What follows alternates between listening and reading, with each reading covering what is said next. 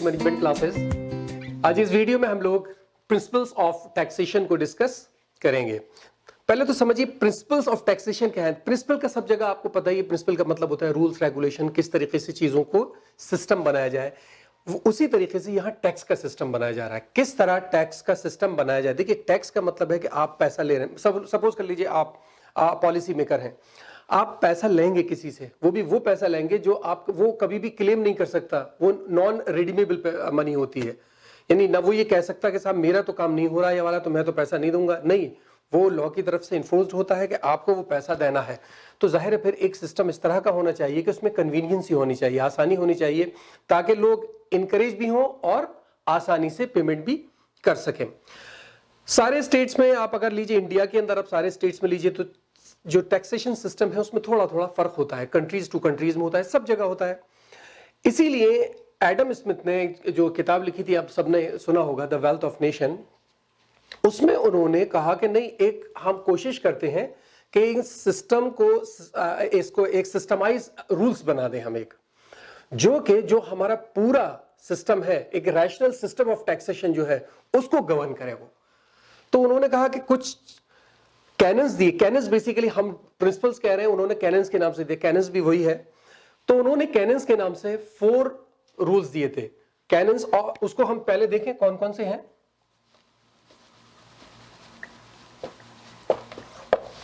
Cannon के नाम से कैमरा भी आता है प्रिंसिपल्स वाले हैं। देखिए, पहला था उनका canon of equity.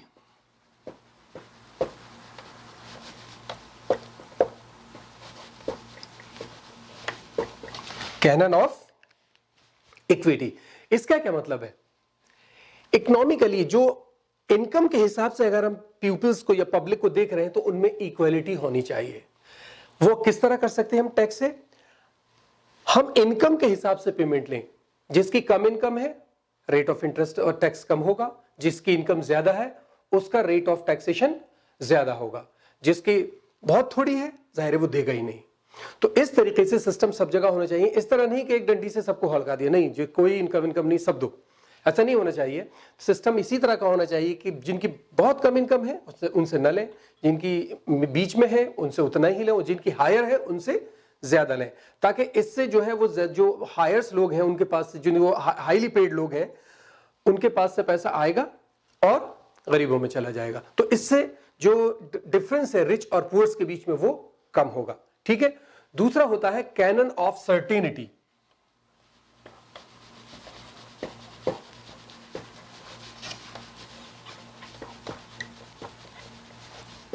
Canon of certainty, ठीक है। इसमें क्या है, सर्टेनिटी का जो मतलब है वो यही है कि आपकी पर्सनल चॉइस पे नहीं होना चाहिए। आप पॉलिसी मेकर है, आपकी पर्सनल चॉइस पे नहीं होना चाहिए। सिंपल, अगर दूसरे शब्दों में मैं कहूं, ये नॉन आर्बिट्रेरी होना चाहिए। आर्बिट्रेरी नहीं कि जैसा मैंने चाहा वैसे बनवा लिया, तुम इतना दोगे, तुम इतना दोगे, तुम इतना दोगे, डायरेक्टर से इतना लाना, इससे इतना, ऐसा नहीं है। एक सिस्टम होना चाहिए, किसको कितना पे करना है वो चीज क्लियर होनी चाहिए। जैसे मैंने शुरू में कहा ना कि आपको सिस्टम बनाना ही इसलिए है ताकि हर आदमी के समझ में आए कि ये सिस्टम क्या है और हमें कैसे पे करना है। बहुत ज्यादा कंफ्यूजन नहीं होना चाहिए। ठीक है। तीसरा है canon of convenience. Canon of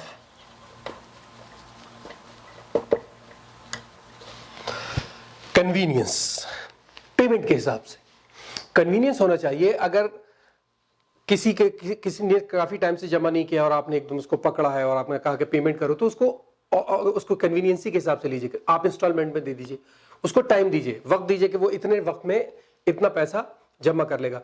बहुत ज्यादा स्टिक नहीं होना चाहिए। जो पेयर है, पेयर की कन्वीनियंस के हिसाब से सिस्टम को बनाइए ताकि उनको पे करने में ज्यादा मुश्किलें ना आए। चौथा था कैनन ऑफ इकोनॉमी।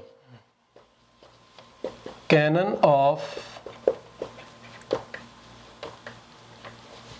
इकोनॉमी, इसमें 2 कंसर्न थे। पहला तो सिंपल कंसर्न है कि जो आपका सिस्टम है वो इतना महंगा ना बने कि कलेक्शन से कम हो जाए। जैसे मैं एग्जांपल दूं कि आपने एक सिस्टम बनाया कि साहब ये मैं छोटा सा एग्जांपल दे रहा हूँ कि एक साहब बनाया कि इस एरिया में जो है ये 5 आदमी अपॉइंट किए हमने, ये 5 वहां बैठेंगे और सबसे टैक्स लेंगे।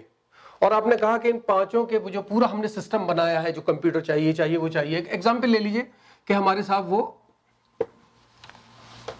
1000 रुपए लगे। मैं छोटे एग्जाम्पल इसलिए लेता हूं ताकि समझ में आ जाए, वरना फिर वो मिलियंस और बिलियंस में भी जा सकते हैं।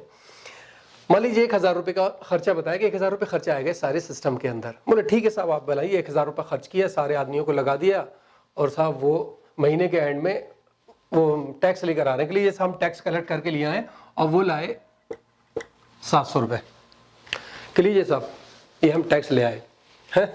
तो क्या होगा उसमें? 1000 तो आपने सिर्फ सिस्टम पे खर्च कर दिए, और वहां से कलेक्शन कितना आ रहा है? 700। नुकसान नहीं होना चाहिए। ये तो गवर्नमेंट को अपने एक्सपेंडिचर के लिए पैसा चाहिए। तो जो आप सिस्टम बनाएंगे वो सिस्टम हर हाल में ऐसा होना चाहिए जो कि टैक्स कलेक्ट करके लाए, ऐसा ना हो सिर्फ अपने ही एक्सपेंसेस निकाले। ठीक है। और इकोनॉमी का एक दूसरा भी रीजन है कि देखिए, आप सिस्टम को री इंटरप्रेट कर सकें। ऐसा ना हो कि आप जो है वो एक तरह का सिस्टम आपने बना लिया है, अब वो कन्वीनियंट है नहीं है, सर्टेनिटी है उसमें नहीं है, इक्विटी है उसमें नहीं है, नहीं बन गया तो चल रहा है। नहीं, टाइम टू टाइम उसको अपने हिसाब से चेंज करते रहना है। कहां क्या चेंजेस की जरूरत है, जहां जरूरत है वहां उसको चेंज करें। ठीक है। तो ये तो 4 बेसिकली सिस्टम थे जो हमें कैनन्स के नाम से एडम स्मिथ ने दिए थे। इसी को कंटिन्यूएशन करके हम कुछ और देखते हैं जो बाद में डेवलपमेंट होता गया। जैसे मैंने बताया कि चेंजेस आते रहनी चाहिए, तो चेंजेस आते रहे और नए प्रिंसिपल्स ऐड होते रहे। तो उसमें ही प्रिंसिपल एक निकल कर आया, द एबिलिटी टू पे प्रिंसिपल। द एबिलिटी टू पे प्रिंसिपल। एबिलिटी टू पे प्रिंसिपल। अब देखिए, एबिलिटी टू पे प्रिंसिपल का बहुत ही सीधा साधा मकसद है, बहुत ही सीधा साधा रीजन है, बर्डन ऑफ टैक्स कैसे दिया जाए, किस तरीके से बर्डन ऑफ टैक्स को डिस्ट्रीब्यूट किया जाए। कंजम्पशन को लेकर, या आप कह लिए इनहेरिटेंस होता है, नेटवर्थ कितनी है आदमी की उस पर भी करता है, उसकी इनकम कितनी है इस पर भी करता है। किस तरीके से आप बर्डन को डिस्ट्रीब्यूट करेंगे, हर हाल में एक कैपेसिटी के हिसाब से ही होना चाहिए। एक आदमी की इनकम तो बहुत है, ठीक है, लेकिन वो उसके जो एक्सपेंसेस है वो भी उसी हिसाब से हैं, और उसके पास कोई प्रॉपर्टी भी नहीं है, एक के पास ज्यादा प्रॉपर्टी है, वो उनको मैनेज कर सकता है। ये सारी चीजें सोचनी होंगी। टैक्स का जो बर्डन है, देखिए टैक्स बर्डन किसको कहते हैं? जो टैक्स को पे कर रहा है उसके ऊपर उसका बर्डन है। ठीक है, मुझे इनकम टैक्स पे किया मैंने, तो टैक्स बर्डन मेरे ऊपर है। तो डायरेक्ट टैक्सेस का जो मसला है वो बर्डन को शिफ्ट नहीं किया जा सकता, मुझे ही पे करना है। लेकिन जो इनडायरेक्ट टैक्सेस हैं वो शिफ्ट कर सकते हैं आप। जैसे ये प्रोड्यूसर है, ये कोई चीज को, प्रोडक्ट को बनाते हैं, और अगर इनको प्राइस बढ़ाने हैं तो ये चेक करते हैं कि क्या इलास्टिसिटी डिमांड कितनी है उसमें। अगर इलास्टिसिटी ऑफ डिमांड ज्यादा है, ठीक है, डिमांड पे बहुत फर्क पड़ेगा, तो वो अपने ऊपर ले लेते हैं। उन्हें पता है कि हमने थोड़े से पैसे बढ़ाए तो बहुत ज्यादा बढ़ जाएंगे प्राइस, तो वो अपने ऊपर ले लेते हैं बर्डन। उन्हें लगता है कि इलास्टिसिटी ऑफ प्राइस जो है वो बहुत कम है, यानी हम बहुत ज्यादा इसको बढ़ा दें, प्राइस पे बहुत ज्यादा फर्क नहीं पड़ेगा, तो वो क्या करेगा? प्राइस को बहुत ज्यादा इधर बढ़ा दे, इस पे क्वांटिटी डिमांडेड पे फर्क नहीं पड़ेगा, तो वो क्या करेंगे? बर्डन ज्यादा से ज्यादा कंज्यूमर पर डाल देते हैं वो। ठीक है, हालांकि एक अदर मैटर है, मैंने आपको सिर्फ हल्का सा बर्डन समझाने के लिए चीज बताई है। तो यहां जो सिस्टम है वो हम कह रहे हैं कि एबिलिटी टू पे के हिसाब से होना चाहिए। और ये सिस्टम अगर आप देखिए तो ये सिस्टम जो प्रोग्रेसिव टैक्स सिस्टम हम पहले पढ़ चुके हैं, पढ़ा था ना, या पीछे वीडियो में देखा होगा आपने, प्रोग्रेसिव है, रिग्रेसिव है, प्रोपोर्शनल है। तो प्रोग्रेसिव जो सिस्टम है वो क्या है? जितनी ज्यादा इनकम होती जाए, टैक्स रेट भी बढ़ते जाए, तो वो इक्विटी को ज्यादा एडवोकेट करती है कि किसी तरीके से पीपल्स के अंदर इक्विटी आए। इनकम में जो डिफरेंसेस हैं, जो एक सिस्टम चलता है ना ज्यादातर के, more richers became more rich and poors became more poor, ये जो डिफरेंस है ये किसी तरीके से कम हो। और एक एबिलिटी टू पे में एक ये भी बात आ जाती है कि अगर आप किसी के ऊपर बहुत लार्ज टैक्स आया है तो आप उसको इंस्टॉलमेंट दे दीजिए और उसको इनफ टाइम दीजिए कि वो अपने टाइम में इंस्टॉलमेंट में जमा कर सके। ठीक है, एक है flexibility.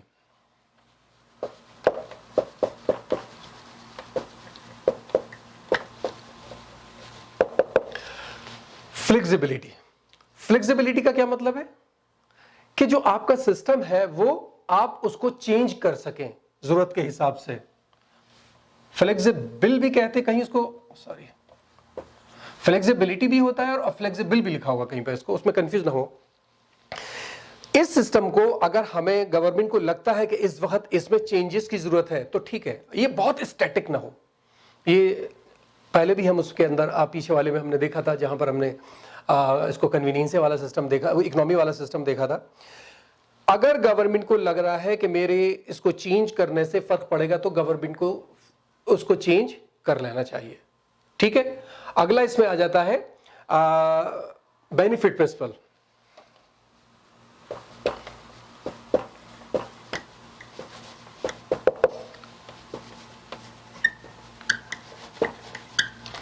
Benefit principle, benefit principle में क्या होता है, हम कुछ टैक्स इस तरह के लेते हैं कि जिस चीज के लिए हमने टैक्स लिया बस हम उसी काम पर उस टैक्स को लगाएंगे।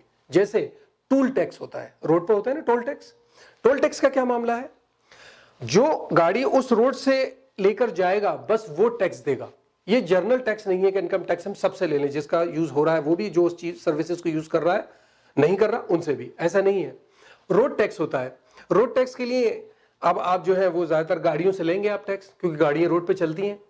अब जो आदमी अपने खेतों में काम कर रहा है उससे आप आदमी से नहीं ले रहे टैक्स उसका, नहीं, गाड़ी वाला जो है बस सिर्फ वही देगा टैक्स उसका, ठीक है। तो इस तरह के टैक्स होते हैं। लेकिन हालांकि ये जो सिस्टम होता है इंप्लीमेंट करना काफी डिफिकल्ट होता है, क्योंकि आप ये भी कहती है साहब मैं गाड़ी ले जा रहा हूं तो मुझसे टैक्स ले लिया, वो आदमी पैदल घूम रहा है तो आपने नहीं लिया, साइकिल वाला भी तो घूम रहा है साइकिल पर नहीं है, तो ये थोड़ा सा इंप्लीमेंट करना मुश्किल होता है, लेकिन ये सिस्टम काम करते हैं। अगला है हमारा एक सिस्टम इकोनॉमिक इफिशिएंसी। ये तो मैं पहले हम इस पर बात कर चुके हैं।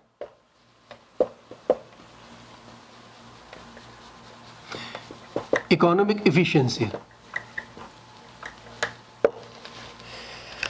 यानी इकोनॉमिकली सिस्टम जो है वो इफिशिएंट होना चाहिए।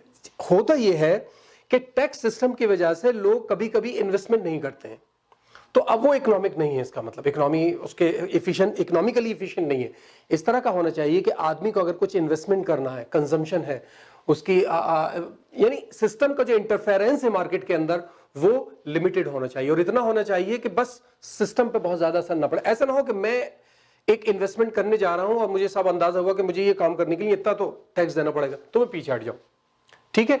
तो इसलिए कहा जाता है कि ये जो सिस्टम है वो एक इंटरफेरेंस है मार्केट के अंदर, जिसमें कंजम्पशन भी आ जाता है, प्रोडक्शन भी आ जाता है, फाइनेंसिंग भी आती है। ये जो सिस्टम है वो उसको लिमिट करे थोड़ा सा। ऐसा नहीं है कि हर चीज में फौरन पूछ जाए तो लोग इन्वेस्टमेंट करना बंद कर दें। फिर आता है सिंप्लिसिटी।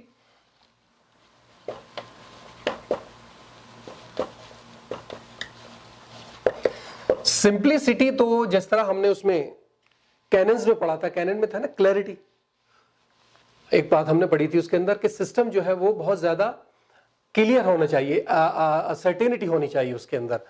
उस वही लगभग ये वही चीज है, लेकिन चूंकि वहां पर सिस्टम ऑफ सर्टेनिटी पर है और यहां पर हम इसको सिंपलिसिटी पर देख रहे हैं, क्लैरिटी, तो इसलिए बता दूंगा क्योंकि जब आपसे प्रिंसिपल लिखने के लिए आएंगे तो अगर आपसे कहा गया कैनन्स लिखी तो आपको यही 4 लिखने होंगे, और अगर किसी दूसरी तरीके से लिखने हो तो ये भी आप लिख सकते हैं, ठीक है। सिंपलिसिटी का सिंपली है कि सिस्टम इजी टू अंडरस्टैंड होना चाहिए। एक सिस्टम मैं अगर पे कर रहा हूं तो मुझे पता होना चाहिए कि मैं इतने पैसे किस हिसाब से पे कर रहा हूं। ऐसे नहीं आपने भेज दिया कि सब क्या हिसाब है, नहीं बस भेज दो, तो जाहिर है फिर आदमी को ऑब्जेक्शन होगा इसके ऊपर, ठीक है। उसके बाद 10वां है कॉस्ट इफेक्टिव।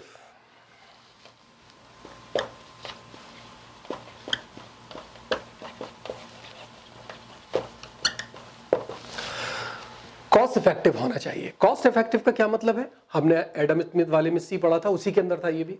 कॉस्ट इफेक्टिव का मतलब होना चाहिए आपका सिस्टम ऐसा ना हो कि साहब, जिस मैंने एग्जांपल दिया था कि साहब खर्चा तो आ रहा है उसके ऊपर 1000 का, जो कलेक्शन आ रहा है वो 700 का, तो जो सिस्टम है वो कॉस्ट इफेक्टिव सिस्टम होना चाहिए। ऐसा ना हो कि वो कॉस्ट बढ़ जाए और कलेक्शन कम हो, ठीक है। फिर एक फिस्कल एडिक्वेसी भी इसका एक प्रिंसिपल होता है।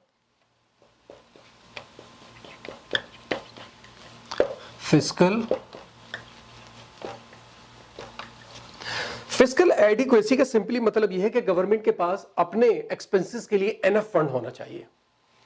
ये इसका एक प्रिंसिपल है कि गवर्नमेंट जब भी कोई सिस्टम बनाएगी उसमें इस बात को रखा जाएगा कि साहब हमें एनफ फंड चाहिए, अगर एनफ फंड कलेक्ट नहीं हो रहा तो गवर्नमेंट टैक्स को बढ़ा सकती है। ठीक है, जिन चीजों पर नहीं लग रहा है अगर जरूरत पड़ी तो उन चीजों पर भी लगा सकती है। ठीक है, एक आखिरी है हॉरिजॉन्टल एंड वर्टिकल सिस्टम होता है।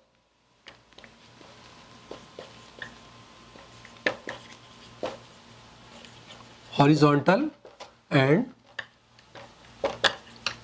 वर्टिकल, यानी कहने का तात्पर्य यह है कि हॉरिजॉन्टल का क्या है, हॉरिजॉन्टल के अंदर सिस्टम यह है कि सेम पोजीशन के लोग सेम रेट पर टैक्स देंगे। अब अगर आपने आर्बिट्रेरीली बना लिया उसको कि नहीं साहब हमारी मर्जी हम किससे कितना लें, तो फिर जो लोगों से आप कम और ज्यादा लेंगे उनको ग्रीवांस होगा, फिर प्रॉब्लम आएगी। ठीक है, तो जो सिस्टम है वो हॉरिजॉन्टल होना चाहिए, सेम पोस्ट के लोग सेम दें। ज्यादा जो प्रॉब्लम आती है वो आती है वर्टिकल में, क्योंकि वर्टिकल में आप डिफरेंट पोस्ट के लोगों से डिफरेंट लेते हैं। अच्छा, उसको समझाने के लिए एक छोटी सी बात आप इस तरह से समझ लीजिए। हालांकि देखिए सिस्टम है, सिस्टम सबके लिए एक होता है, लेकिन मान लीजिए कि मैंने जैसे भाई थोड़ी देर पहले भी इस बात को जिक्र किया था कि दो व्यक्ति हैं, एक के पास प्रॉपर्टी बहुत है, पहले से बहुत मालदार है वो। ठीक है, एक आदमी है वो बड़ी तरीके से मेहनत करके अब इसकी पोस्ट के बराबर आया है, वो खानदानी अमीर है। अब ये भी उतने ही पैसे दे रहा है और ये भी उतने ही पैसे दे रहा है।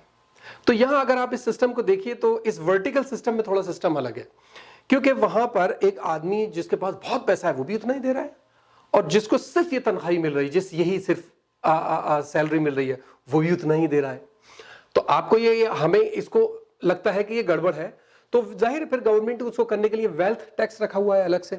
लेकिन ये सिर्फ है कि जो हॉरिजॉन्टल सिस्टम होता है उसमें यही होता है कि अलग अलग पोजीशन वाले अलग अलग टैक्स देंगे, और जाहिर है इसको इंप्लीमेंट करना थोड़ा सा मुश्किल हो जाता है। ठीक है, तो ये वीडियो छोटी सी है, मैं सिर्फ आपको प्रिंसिपल्स बताना चाह रहा था कि अगर कोई सिस्टम बनता है तो उसमें क्या प्रिंसिपल है। मैंने ज्यादा से ज्यादा ले लिए हैं ताकि आपको इसमें याद रहे कुछ, और मैंने इसमें डिफरेंट सोर्सेज को टैली किया है, इसलिए तो ये पर्टिकुलर सारे आपको किसी एक किताब से नहीं मिलेंगे, मुझे कुछ अलग अलग सोर्सेज देखी हैं और वहां से उनको उठाकर कलेक्ट किया है। ठीक है, तो मुझे उम्मीद है समझ में आया होगा। कोई प्रॉब्लम हो तो बताइए मुझे कमेंट बॉक्स में। इस वीडियो में इतना ही, थैंक यू सो मच।